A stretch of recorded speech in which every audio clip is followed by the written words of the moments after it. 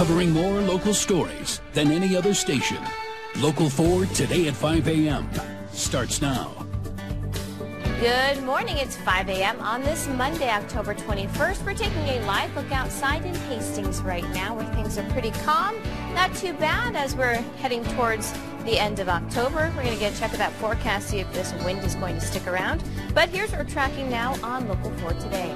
First, Hastings City Council approving hiring bonuses for the police department. We have those details. Plus, details on a food drive that filled a helicopter in Kearney and how you can contribute. And later, a grant is set to give new life to the Burlington Train Depot near Red Cloud. Thanks for joining us this morning. I'm Alyssa Harrington. Travis is off, but Ian is filling in for him for part of the week anyway, so he's off all week. So. Travis is taking a vacation. Very nice. A welcomed one, I'm sure. So, yes. Yeah, kind of a windy day yesterday, it seemed like. Absolutely. Very windy over these past few days. I know you haven't been here, but we've been seeing a lot of wind over the past few days, few weeks even. We're going to see that wind continue on into today. Now, the big thing we're tracking right now is rain moving across the region. Maybe a couple rumbles of thunder and lightning here and there, especially towards North Platte, Kearney, probably Curtis in that, seeing some rain right now. That rain is going to continue to move eastward until it kind of hits the Tri-States. Hastings and Grand Island, probably not expecting as much rain as Kearney is, but those winds outside this morning are still killer. It's strong winds, 15 in Holdridge, 14 in Kearney, 13 in Grand Island and Hastings. Covering more local stories than any other station. Local 4 today at 6 a.m. starts now. Good morning. It is a Monday, October 21st. Here's a live look outside in Grand Island for us. A pretty pleasant start to our morning out here. I'm not going to complain because, you know what, upper 50s or so for the tailish end of October. We're going to get a check of that forecast in just a bit, see how the rest of the week is going to shape up. But here's what we're tracking now on Local 4 today. First, Hastings City Council approves hiring bonuses for the police department. We have those details.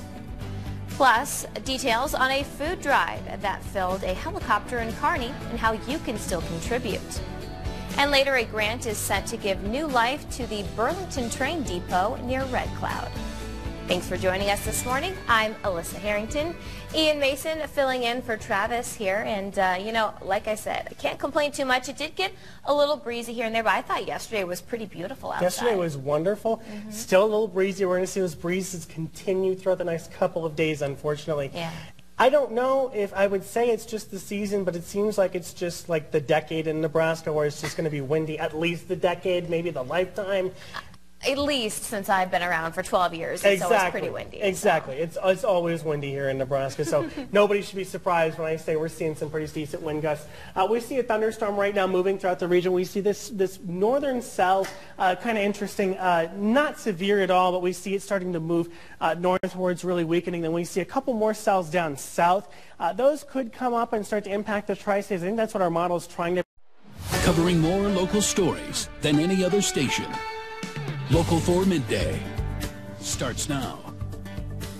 It's going to soon be a new look on Hastings College campus as a longtime residency hall. Demolition process starting today. We have more on that coming up. Thanks for joining us for Local 4 News Midday. I'm Alyssa Harrington. But first, the high school softball season is down to one game with championship matchups in Omaha starting this afternoon.